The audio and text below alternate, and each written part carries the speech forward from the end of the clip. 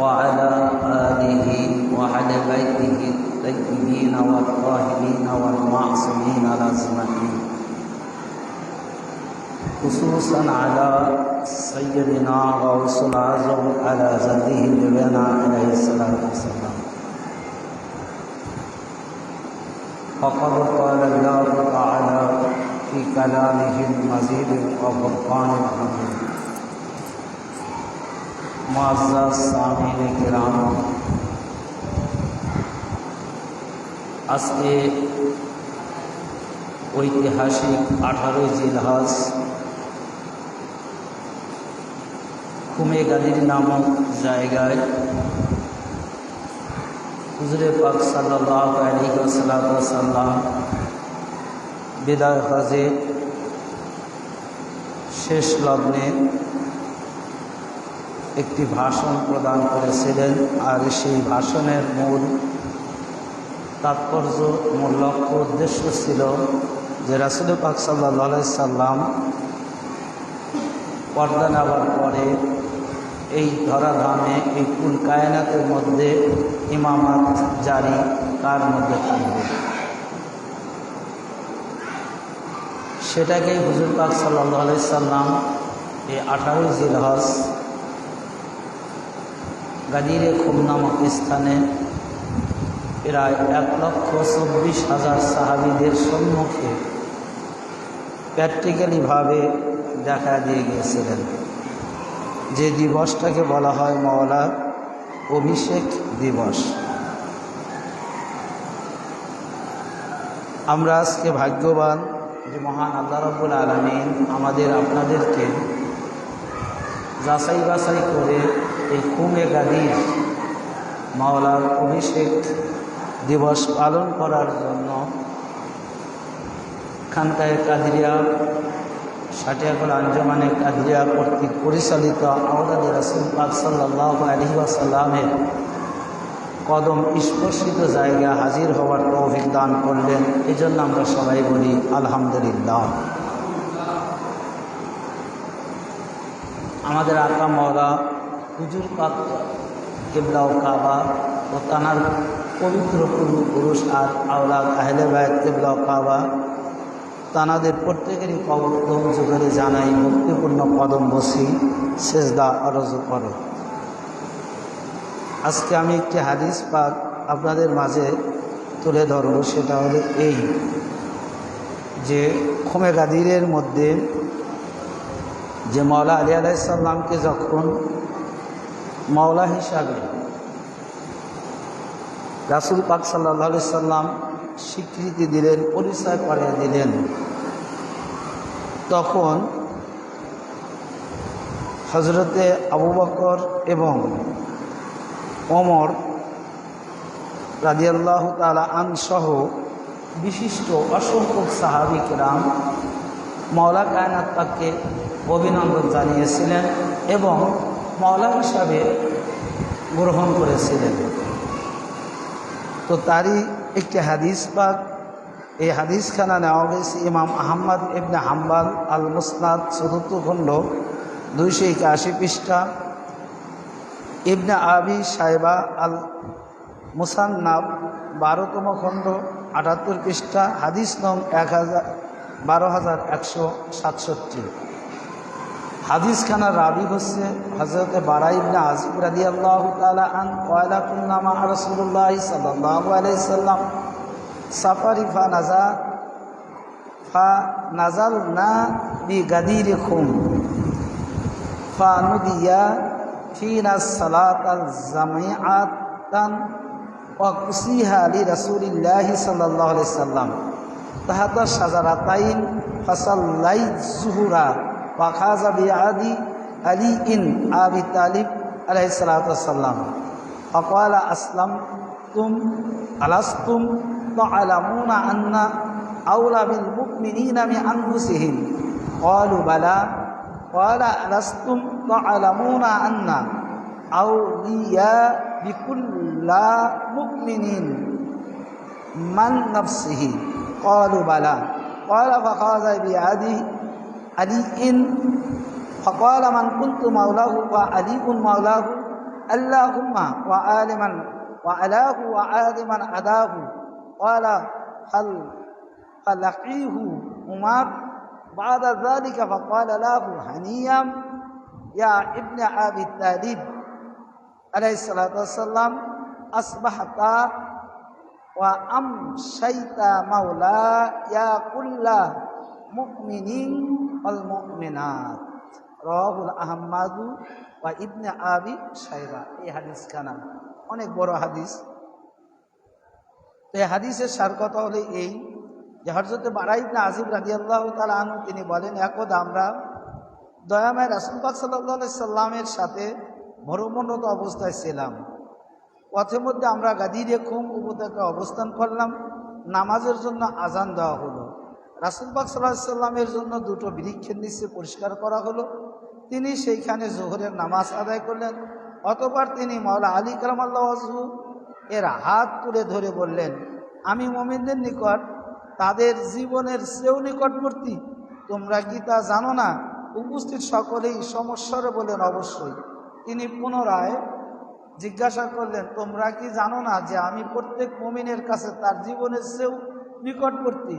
সাহাবগণ সকলেই বললেন, এ বিষয়ে কোনো সন্দেহ নেই। এরপর তিনি বললেন, আমি যার মাওলা আলী তার মাওলা। হে আল্লাহ, যে আলীর প্রতি হৃদয়তা পোষণ করে তুমিও তার প্রতি হৃদয়তা পোষণ করো, আর যে তার প্রতি শত্রুতা পোষণ করে তুমিও তার প্রতি শত্রুতা পোষণ করো।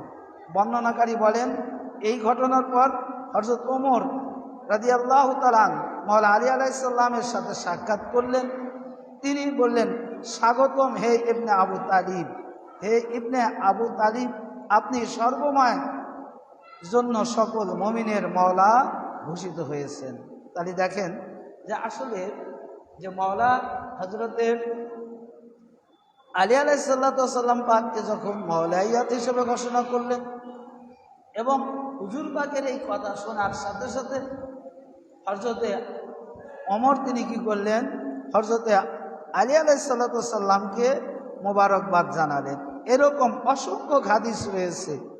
যেমন আরেকটা হাদিস রয়েছে, এই হাদিসখানা অনেক কিতাব থেকে নেওয়া হয়েছে, যে যেখানেই অর্থাৎ এক কথা যে মাওলা কায়নাত পাক এই ধরাধামে যে প্রত্যেকটা মুমিনের মাওলা, আর এটাইকে ইস্টাবলিশ করার জন্য, এটাকে মানুষের মাঝে সম্পূর্ণরূপে তুলে ধরার জন্য ওই খুমে গাদির নামক জায়গায় আল্লাহ তাআলা আয়াত পাক নাযিল করলেন যে ওয়াইল্লাম তাফআল কামা বাল্লাগতা রিসালাতাহু, যে এত কাজ করার পরেও, এত কিছু প্রদান, এত কিছু করার পরে হুজুর পাককে আল্লাহ তাআলা বললেন যে ওয়াইল্লাম তাফআল, যে কোনো কিছুই করা হবে না, কামা বাল্লাগতা রিসালাতাহু, আমার রিসালাত, অর্থাৎ আপনি যে এতদিন যাবৎ যা কিছু করছেন, অর্থাৎ মাওলানা কায়নাত পাককে যদি আপনি মুমিনদের অর্থাৎ সকল সাহাবীদের মাঝে যদি মাওলা হিসাবে আজকে স্বীকৃতি না দেন, তাহলে আপনি পূর্বে যা কিছু করেছেন সমস্ত কিছু বেফল হয়ে যাবে। আজকে যে বিষয়টি আফসোস হলে এটাই যে 18ই জিলহজ খুমে গাদির নামক স্থানে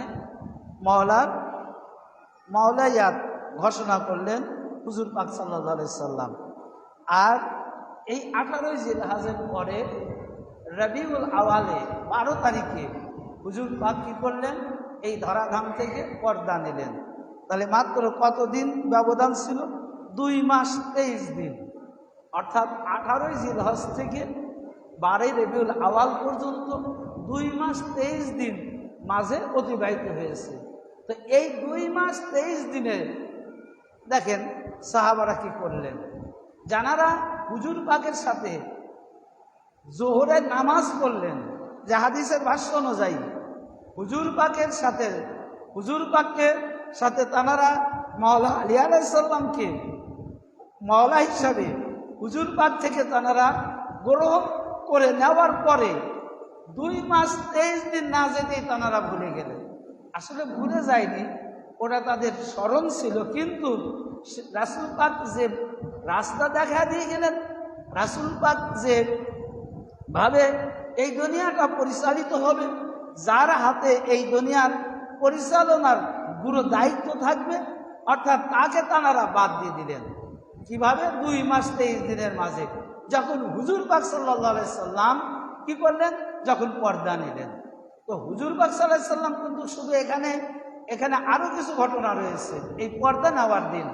কারণ আল্লাহ এবং আল্লাহর নবী কিয়ামত পর্যন্ত কি হবে এটা তাঁরা পরিষ্কারভাবে জানতেন, এবং তাঁরা জানতেন বিদায়ী ওখানে তো কোমে কাদির নামক স্থানে 18ই জিলহজে তো এটা ঘোষণা করলেন।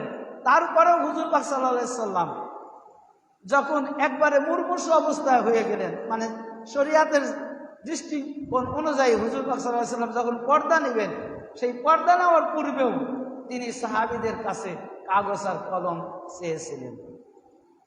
কিসের জন্য চেয়েছিলেন? কেন চেয়েছিলেন?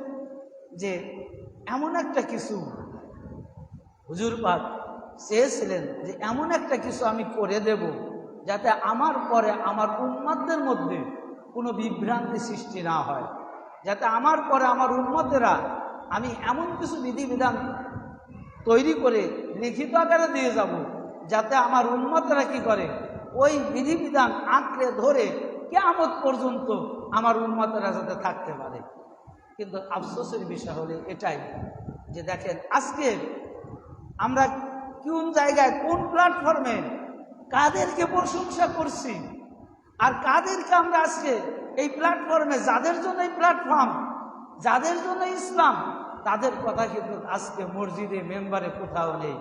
আজ 18ই জিলহজ এই সাটিয়াকোলা গ্রামে এইটাই কি মসজিদ? এই একটাই কি মসজিদ? কিন্তু না, অসংখ্য মসজিদ রয়েছে আশেপাশে আনাসে কানাসে, অসংখ্য মসজিদ রয়েছে, কিন্তু 18ই জিলহজ মাওলার অভিষেক দিবস কিন্তু কোনো মসজিদে পালন হচ্ছে না। কারণ কেন যে পালন তো হবে না? কারণ এই 18ই জিলহজ কুবে গাদিরের পক্ষে সামান্য মুসলিমে অল্প কিছু সাহাবীরা ছিল, আর ওদের পিছনে যারা 18ই জিলহজকে ভুলে গেছে, যারা 18ই জিলহজকে ভুলে গিয়ে নিজেদের মন গড়া মতন যে 2 মাস 23 দিনের সমস্ত কিছু পরিবর্তন করে নিজেদের মন গড়া মতন জানারা এই দুনিয়াকে পরিচালনা করার জন্য নিজেরা নিজেদের হাতে ক্ষমতা তুলে নিয়েছে, তাদের দলটাই কিন্তু এখনো বেশি রয়েছে। কিয়ামত পর্যন্ত এটাই থাকবে। তো রাসূল পাক সাল্লাল্লাহু আলাইহি সাল্লাম কি করলেন? তো যখন এই কাগজ কলমটা চাইছিলেন, সেখানে কি ঘটনা যে হযরত আবু যার গিফারি তানার দাড়ি মোবারক ধরে তাকে দূরে সরিয়ে দেওয়া হয়েছিল এই সাহাবীদের মধ্য থেকে। তো এই বুধবার, সেদিন ছিল বৃহস্পতিবার দিনগত রজনী।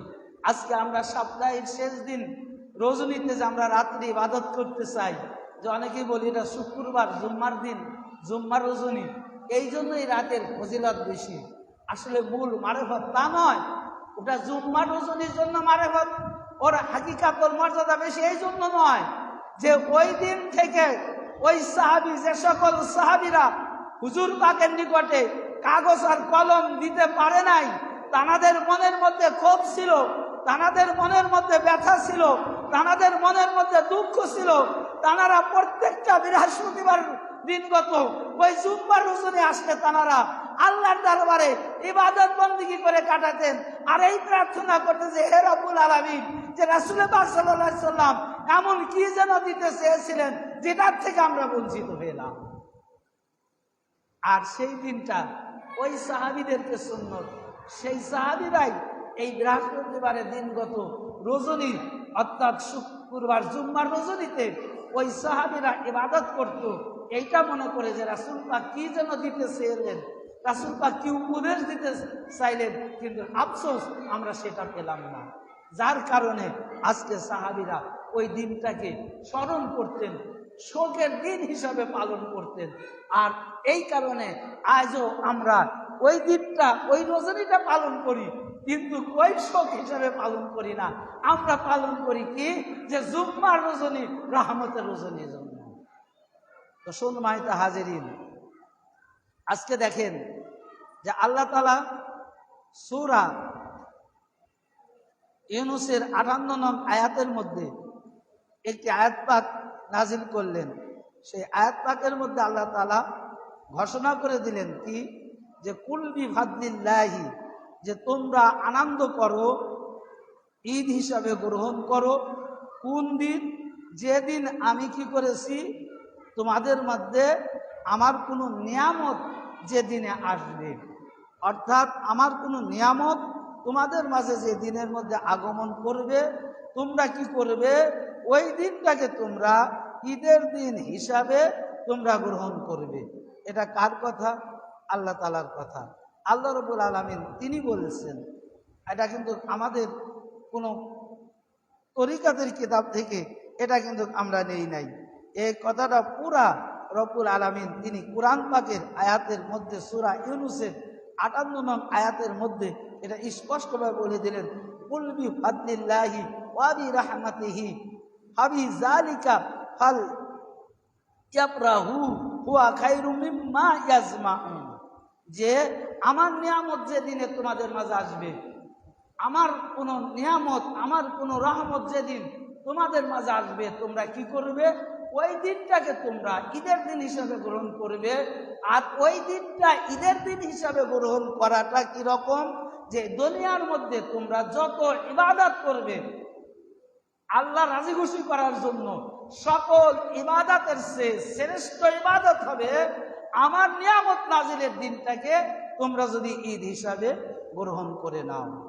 তো আসলে এখানে দেখেন, এই যে এখন এই রাহমত এবং ফাজল, এই দুইটা বস্তু কি, যে দিনটা ঈদের দিন হিসেবে আল্লাহ তাআলা গ্রহণ করছেন। আল্লামা জালালউদ্দিন সুয়ুতী, যিনি তাফসিরে জালালাইন শরীফ লিখেছেন, সকল মাদ্রাসাতে এই জালালাইন শরীফ পড়ানো হয়।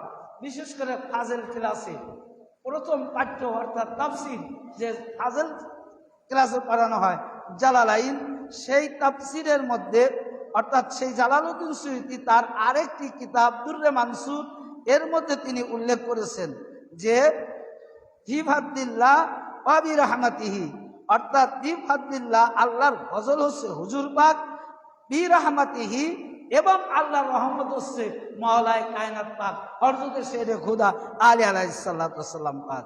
তাহলে এখানে কে বললেন, যে হযরতে জালালউদ্দিন সুয়ুতী দুররে মানসুর কিতাবের মধ্যে তিনি বললেন।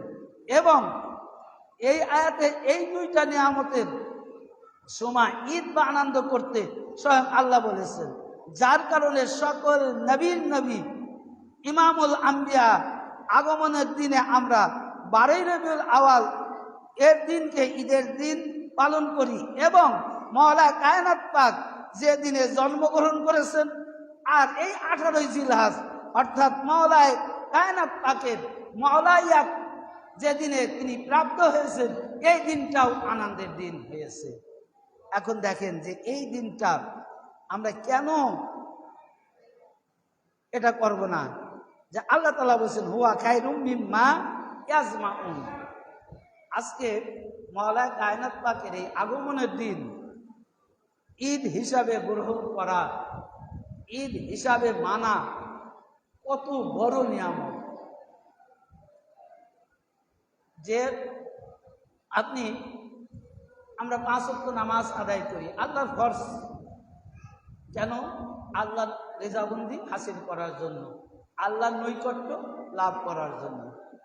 রমজান মাসের রোজা এটা ফরজ, এটাও আমরা পালন করি কেন? আল্লাহর হুকুম পালন করার জন্য, আল্লাহর রাজি খুশি করার জন্য। এক কথা যে আল্লাহর হুকুমিয়াত ফরজ ইবাদতের সাথে যত নফল ইবাদত, যেমন আওয়াবিন সুন্নত, সালাতুল ইশরাক, সালাতুল সাহর, সালাতুল তাহাজ্জুদ, সালাতুল, এক কথা যত ইবাদত আছে, আমরা এই ইবাদতগুলো কেন করি? আল্লাহর নৈকট্য লাভের জন্য, পরকালে মুক্তির জন্য, পরকালে মুক্তির জন্য। কিন্তু আল্লাহ রাব্বুল আলামিন কোন ইবাদতকে, আল্লাহ রাব্বুল আলামিন কোন ইবাদতকে যে সর্বশ্রেষ্ঠ যে ইবাদত একটা থেকে, এটা আল্লাহ তাআলা কখনো ঘোষণা দেয়নি। শুধু মর্যাদা বর্ণনা করেছেন হাদিস শরীফের মধ্যে। তা আল্লাহ বলেননি মর্যাদা অর্থাৎ সওয়াবের বর্ণনা হাদিস শরীফের মধ্যে এসেছে, কিন্তু কোনো আয়াত দ্বারা এরকম হয়নি যে নামাজ আদায় করলে 100 সওয়াব পাবেন, হজ আদায় করলে 200 সওয়াব পাবেন। এই যে সওয়াবের কোনো সংখ্যা কোন আয়াত দ্বারা আল্লাহ তাআলা জানান নাই। হাদিসের মধ্যে আসছে এক এক ইবাদতের এক এক মর্যাদা, কিন্তু আল্লাহ রাব্বুল আলামিন যে মাওলায়ে কায়নাত পাকের আগমনের দিন, মাওলায়ে কায়নাত পাকের মাওলায়াতের অভিষেকের দিন, এই 2 দিনকে যদি আমি আপনি যদি ঈদের দিন হিসাবে গ্রহণ করি, মহান আল্লাহ রাব্বুল আলামিন তিনি কোরআন পাকের মধ্যে ঘোষণা করছেন যে হে আমার বান্দারা, তোমরা আমার নৈকট্য লাভের জন্য, তোমরা জাহান্নাম থেকে মুক্ত পাওয়ার জন্য, তোমরা আমাকে রাজি খুশি করার জন্য যত রকমের ইবাদত আছে, যত ইবাদত তোমরা করো না কেন, সকল ইবাদতের চেয়ে শ্রেষ্ঠতম ইবাদত হবে ওই ইবাদতটা যদি তোমরা মাওলায়ে কায়নাত পাকের আগমনের দিন এবং মাওলায়ে কায়নাত পাকের বিলায়েত অর্থাৎ অভিষেক দিবসকে তোমরা যদি আনন্দের দিন হিসাবে গ্রহণ করো, ওর চেয়ে উত্তম দিন আর কখনো তোমরা আদায় করতে পারবে না। এই কুরআন আল্লাহ বলে দিচ্ছেন ভাই, আমাদের কথা নয়। আল্লাহ তাআলা বলেছেন হুয়া খায়রুম মিম্মা ইয়াজমাউন, যে তোমরা যত ইবাদত করো না কেন আল্লাহর নৈকট্য লাভের জন্য, তোমরা যত প্রকারের ইবাদত বندگی করো না কেন, সমস্ত ইবাদতের চেয়ে শ্রেষ্ঠ ইবাদত হলো মাওলায়ে কায়নাত পাকের অভিষেক দিবসকে ঈদের দিন হিসাবে পালন করা। তা আজকের এই দিনটা পালন করা মানে কি? এই যে আমরা যারা আজকে এই দিনে পালন করার জন্য দূর দূরান্ত থেকে হাজির হয়েছি, এর মর্যাদাটা আপনারা জেনে নিন, এর মর্যাদা আপনারা বুঝে নিন যে সকল ইবাদতের চেয়ে নামাজ, রোজা, হজ, যাকাত, যত রকমের নফল, ওয়াজিব, মুস্তাহাব যত ইবাদত আছে, সকল ইবাদতের চেয়ে শ্রেষ্ঠতম ইবাদত হলো আজকের এই দিনটা ঈদে গাদির এখন পালন করা। কারণ এই দিনের মধ্যেই আজকে কেন এত বড় নিয়ামত রয়েছে, এই দিনটায় এত নিয়ামত কেন রয়েছে, যে আজকে এই মাওলায়ে অভিষেক এই দিবস যদি না হতো, রাসূল পাক যদি আজকে মাওলায়ে কায়নাত পাককে যদি মাওলা হিসাবে যদি আজ পুরস্কার না করতেন, তাহলে আমরা এই যে মুসলিমের কিছু মুমিন তারা আজকে সঠিক ইসলাম পেতাম না, ওই ওয়াহাবিদের রাস্তায় চলে যেতাম। ওই যে যারা 2 মাস 23 দিনে ভুলে গিয়ে নতুন নিজেদের মন গড়া যে খেলাফত জারি করছিল, আজকে আমরা ওই দিকে চলে যেতাম। ওই রাস্তার থেকে বাঁচানোর জন্য মহান আল্লাহ রাব্বুল আলামিন তার প্রিয় বান্দা বান্দিকে ওই ভ্রান্ত রাস্তার থেকে সঠিক রাস্তায় আনার জন্য, এই জন্য এই দিনটাকে প্রত্যেকটা মুমিনের জন্য অর্থাৎ সকল ইবাদতের জন্য এই দিনটাকে অর্থাৎ মাওলা কায়নাত পাকের অভিষেক দিবসটাকে ঈদের দিন হিসেবে গ্রহণ করা সর্বশ্রেষ্ঠ আফজালকৃত ইবাদত করে দিলেন স্বয়ং আল্লাহ তাআলা। কারণ যে আজকে যদি আমরা মাওলা কায়নাত পাকের মাঝে যদি না থাকতাম, এই সঠিক ইসলাম সঠিক দিনটা আমরা খুঁজে পেতাম না। তো সেই জন্য মুআজ্জাজ হাজিরিন, যে আজকে আমরা সৌভাগ্যবান যে আমরা কি করেছি, যে আমরা আজ সঠিক ইসলাম পেয়েছি, সঠিক দিন পেয়েছি, এবং সঠিক ইসলাম কার দ্বারা পরিচালিত হবে কিয়ামত পর্যন্ত, এই দিনটা কোথা থেকে সঠিক ইসলামটা আমরা পাবো, সেটাও আল্লাহ তাআলা মাওলায়ে কায়নাত পাকের মাঝে সেটা নবুয়াত বস্তুকে বিলায়েত হিসাবে ট্রান্সফার করে দিয়ে সেটা এই 18 জিলহজে প্রসারতা করে দিয়ে গেলেন। আরেকটি শেষ কথা হলো এই যে আচ্ছা, যার ঘরে কোরআন নাজিল হয়েছে, কোরআন কার ঘরে নাজিল হয়েছে? রাসূল পাক সাল্লাল্লাহু আলাইহি সাল্লামের ঘরে। আর এই কোরআন সম্পর্কে যে রাসূল পাকের ঘরে রাসূল পাকের উপর নাজিল হয়েছে এবং রাসূল পাকের ঘরে বা রাসূল পাকের নিকটে। তো এখন এই কোরআনের ব্যাপারে রাসূল পাকের সাথে রাসূল পাকের ঘরে যারা থাকছে তাদের সে কি বেশি কোনো সাহাবীরা জানবে বলেন? জানতে পারে। সাহাবীরা তো পরে কি যখন আয়াত নাজিল হয়েছে রাসূল পাকের নিকট থেকে সাহাবীরা পরেতে তারা মুখস্থ শুনে তারা মুখস্থ করে নিয়েছে। তারা কি করেছে? তারা জেনে নিয়েছে। কিন্তু কোন আয়াতের কোন মর্ম অর্থ কি এটা কি সবাই জানতে পারছে? জানতে পারেনি। সাধারণত একটি কথা আপনাদেরকে উদাহরণ দিলে আপনারা বুঝবেন, সেটা হলো 7 পঠনে কোরআন নাজিল হয়েছে 7 ভাবে। তার মধ্যে একটা প্রথম যেভাবে কোরআনটা আসতো সেটা ছিল ঘুন্টা বাজে যেরকম শব্দ হয় ধ্বনি, ঘুন্টার শব্দের ন্যায় টিং টিং শব্দ হতো। আচ্ছা, এই টিং টিং শব্দ, এই যে ঘড়ির মধ্যে টিং টিং যে শব্দগুলো আমরা শুনি বাজনা, এই বাজনার মধ্যে কি বোঝা যায় যে এটা কি কথা, এর মধ্যে কি আছে? 10টা বাড়ি দিল ঘুন্টায়, মনে করেন স্কুল ছুটির সময় বাড়ি হচ্ছে, ঘুন্টা বাজাচ্ছে, শব্দ হবে, কিন্তু ওই ঘুন্টার মধ্যে কোরআন পাকের আয়াত ওই রকম ভাবে আসছে। এখন কোন আয়াত ওর মধ্যে আছে, কোন আয়াতের কি অন্তর্নিহিত ওর মধ্যে আছে, এটা কি সাধারণ মানুষ বুঝবে? কারণ ঘুমটার মতন রাসূল পাকের উপর নাজিল হয়েছে, তাহলে এটা কারা বুঝবে? কথাই ভালো করে বোঝা যায় না। আজকে আপনি পাবনা জেলার মানুষ, আপনি আস্তে আস্তে এই দিক দিয়ে চিটাগাং যাবেন, চিটাগাং গিয়ে এই বাংলা ভাষা আপনি একটু বুঝবেন না, বাংলায় কথা বলছে চিটাগাং ভাষা, কি বুঝবেন? বুঝতে পারেন না।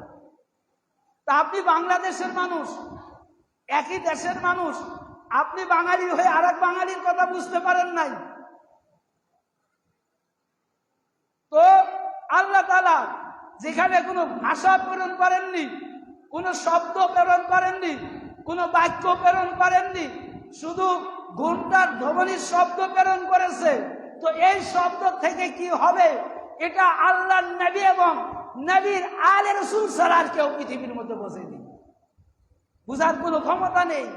কেননা ঘুন্টার শব্দ হয়েছে, এটা কিরকম গোপনের গোপন, এটা তো একটা গেল, এটা ভাষা।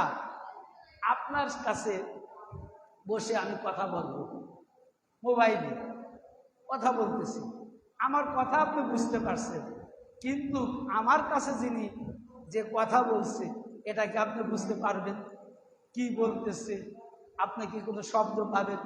শব্দ পাবেন না। আপনি আমার নিকটে দাঁড়িয়ে আছেন, আপনি আমার কাছে আসেন, তো এই মোবাইলটা কে তৈরি করছে? আল্লাহর সৃষ্টিজীব মানুষ। তা মানুষের সৃষ্টিজীব, মানুষ আল্লাহর সৃষ্টিজীব, সেই মানুষের তৈরি করা মোবাইলে কথা হচ্ছে আপনার কাছে, আপনি ওখানে হাজির আছেন, আপনি বুঝতে পারলেন না ওই মোবাইলে কি কথা আসলো, আপনি শুনতে পারলেন না ওই মোবাইলে কি বলা হলো। তো আল্লাহর তরফ থেকে, আল্লাহ তাআলার খাস, আল্লাহর নিকট থেকে ঘন্টার শব্দের ন্যায় হুজুর পাকের উপর যে বাণীগুলো এসেছে, তো এই বাণীর অর্থ সাহাবীরা কি বুঝতে পারবে? যে মানুষের তৈরিকৃত একটা মোবাইলের কথা আমরা বুঝি না, মানুষের তৈরিকৃত এক দেশের ভাষা আর এক দেশে গিয়ে বুঝি না, তো হুজুর পাকের নিকট আল্লাহ তাআলা ঘন্টার ন্যায় শব্দ করে যে আয়াতগুলো নাজিল করেছে, এই আয়াতের মর্ম অর্থ একমাত্র আল্লাহর নবী এবং নবীর আলে রাসূলরা এটা বুঝেছেন, আর কোনো কেউ এটা বুঝতে পারেনি।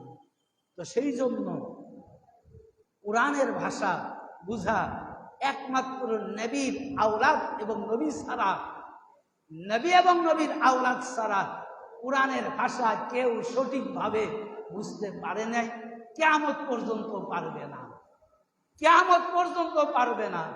যার কারণেই আজকে আসলে অনেক কথা চলে আসে যে দেখেন আজকে তানাদের ঈমান কি, আজকে যারা মাওলায়ে কায়নাত পাকের এই অভিষেককে মাওলাইয়াত বাদ দিয়ে নিজেদের মন গড়া মতন চলেছে।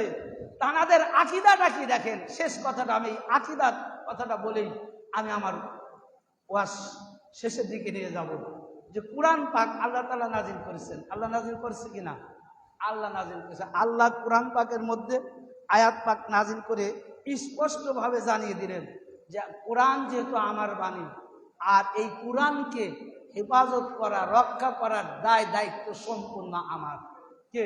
আল্লাহ বলতেছে যে কোরআন কার বাণী? আল্লাহর বাণী। তো কোরআন হেফাজত কে করবে?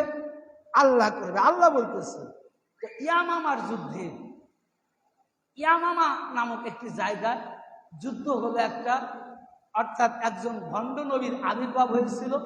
সেই ভণ্ড নবীকে উৎখাত করার জন্য ইয়ামামা নামক জায়গায় একটা যুদ্ধ হলো। সেই যুদ্ধে কিছু হাফেজ শহীদ হলো। তো যখন কিছু হাফেজ শহীদ হয়ে গেল, আজকে দেখেন আল্লাহর দেওয়া বিধান থেকে যারা দূরে সরে গেছে তাদের আকীদাটা দেখেন, যে যখন কিছু হাফেজ শহীদ হয়ে গেল তারা ওই আয়াতও ভুলে গেল যে আয়াত পাক দ্বারা আল্লাহ তাআলা কোরআনের হেফাজত করবে, যে আয়াত পাক দ্বারা আল্লাহ তাআলা কোরআনকে হেফাজত করবে। স্বয়ং আল্লাহ তাআলা নিশ্চয় তার বাণী দিলেন, স্বয়ং আল্লাহ তাআলা গ্যারান্টি সহকারে জানিয়ে দিলেন যে আমি আল্লাহ কোরআন নাজিল করেছি, আর এই কোরআনের সংরক্ষণ করার দায়িত্ব আমার। এই কোরআনের হেফাজত করতে চাইতো। তো ভাইয়েরা আমার, বন্ধুরা আমার, আল্লাহ রাব্বুল আলামিন কিয়ামত পর্যন্ত সঠিক ইসলামকে জিন্দা রাখবে, প্রতিষ্ঠিত রাখবে।